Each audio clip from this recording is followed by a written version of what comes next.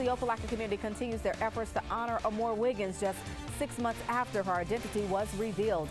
And some student loan borrowers are now getting the option to pay $0 as payments resume. And it's just all in the click of a button. News at 9 evening starts right now. In our top story tonight, a veteran accused of killing an Auburn police officer and shooting two others 4 years ago is getting his day in court, hanging in the balance whether or not the defendant will be sentenced to death. Our James Giles was in court today and has the details. Prosecutors are seeking the... All right, thank you, James. All new at 7, the Auburn Police Department arresting a man on a felony warrant for allegedly trafficking stolen identities. Officials arresting 20-year-old Onarian Talbert after conducting a traffic stop near South Donahue Drive and Duval Drive.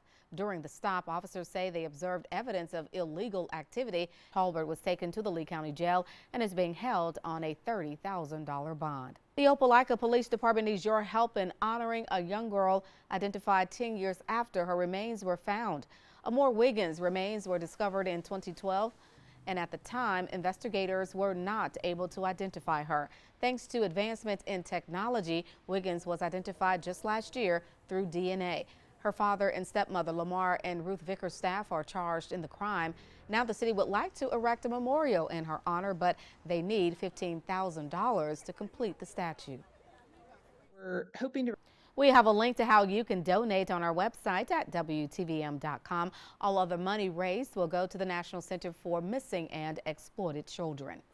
Turning to your weather now, no big changes in the forecast today. The heat, though, is still the big story. Here's how it looks, though, right now from our Alert Center Skycam overlooking Eufaula. The chief in now with the check of your forecast. Hey, Derek. Hey there, Roz. Yeah. All right, Derek, thank you. An Alabama senator is responding to the recent hoax by Carly Russell with the bill to prevent others from doing the same thing. Russell is being charged with 2 misdemeanors for faking her own abduction after a 3-day search for her and the imposter victim. Senator April Weaver says it's not enough and plans to introduce a bill creating a new felony crime for faking an abduction. The bill includes strong prison sentences and mandatory restitution requirements. Weaver says she is meeting with law enforcement to determine exactly what type of felony the crime will carry. Numerous volunteers. Weaver will introduce the bill during the next legislative session. Looking ahead to tomorrow, the Columbus Police Department is wanting to make stronger bonds with the community, hosting a national night out at the Columbus Civic Center. Joining us now to give us more details is Sergeant Angela Florence with Columbus PD. Good evening to you. Thank you so much for joining us. Yes, ma'am. Thank you so much, Ms. Roslyn. Absolutely. Now tell us about this event. This is CPD's, I understand, 39th year hosting National Night Out. So definitely a lot of history there with CPD and this event. Paint the picture for us. What happens? And turning to our weather now, it's smooth sailing tonight for most of us with no big changes in the weather as we take a live look from our Alert Center Skycam tonight, Jason. Hey, now that amoeba only affects humans, not animals. And Lowry says there is no cure, so the best way to battle this is to avoid it. Scary situation there. Absolutely.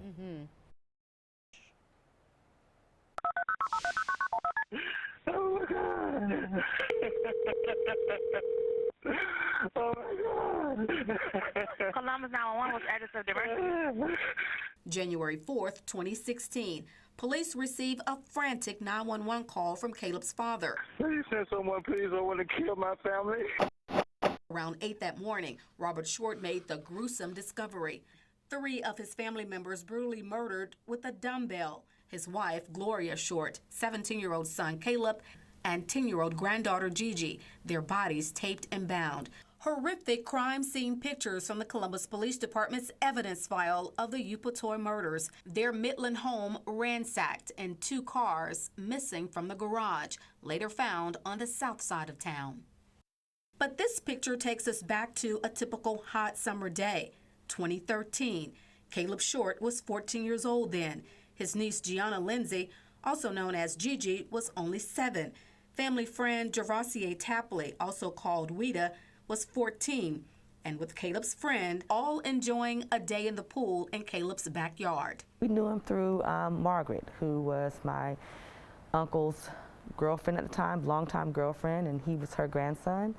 and he was like a surrogate grandson to my Uncle Robert. It was through those family ties that Javarcier developed a close-knit relationship with the Shorts, especially Caleb. And Shamika, how do you feel knowing that someone that you guys knew, someone who was so close to the family, someone who you guys spent a great deal of time with, was the one who actually committed the heinous crime? It's a nightmare we live with every day because you think you know somebody, you think you know people that you bring around your family, bring around your kids. Shamika then gets a call from her stepfather.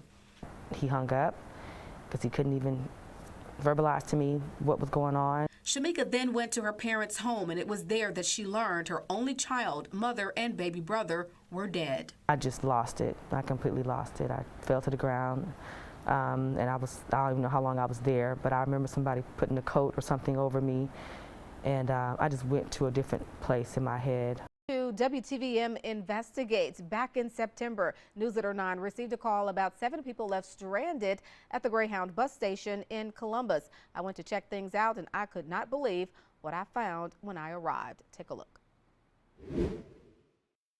Thursday, September 29th, what was supposed to be a 15-minute stop at the Sunoco gas station on St. Mary's Road in Columbus quickly turned into a nightmare for these 7 Greyhound passengers.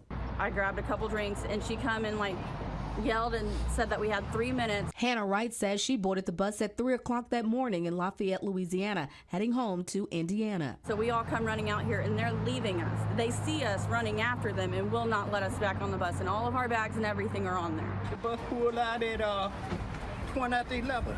Vietnam veteran W.D. Waters, a Fort Benning trainee in the 70s, was going to Detroit to help his sister and her sick husband move back home to Selma, Alabama. I didn't know what to say because they just kept going. They were telling all of us no, no, no. That's all they were saying. They didn't just said no.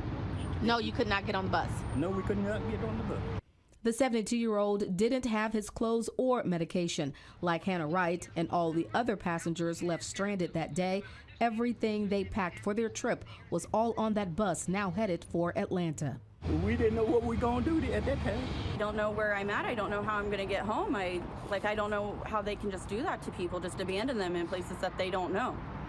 The 4 other passengers, all foreigners from Honduras, Nicaragua, and Venezuela. None could speak English, all complete strangers except for this frightened 12-year-old girl and her mother. She clings to her mom for comfort, all traveling to different destinations.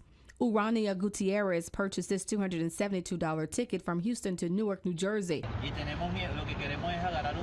When I arrived at the gas station using an interpreter app, they offered to pay me cash to order an Atlanta-bound Uber for them. To better communicate with them, I called WTVM producer Sheila Vasquez to interpret for us.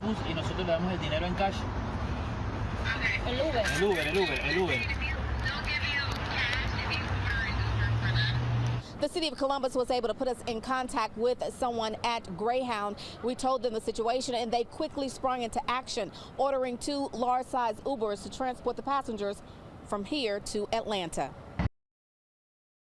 I'm going to put this bag of groceries inside this box here and show you some of the things that are in here. Have some Hungry Jack pancakes. And of course, we want people to stop by. You have until 6:30 here at our WTVM studios to bring your non-perishable donations here to help people who can't feed themselves or can't feed their families. And there are a lot of people in our community, believe it or not, that face this problem every single day.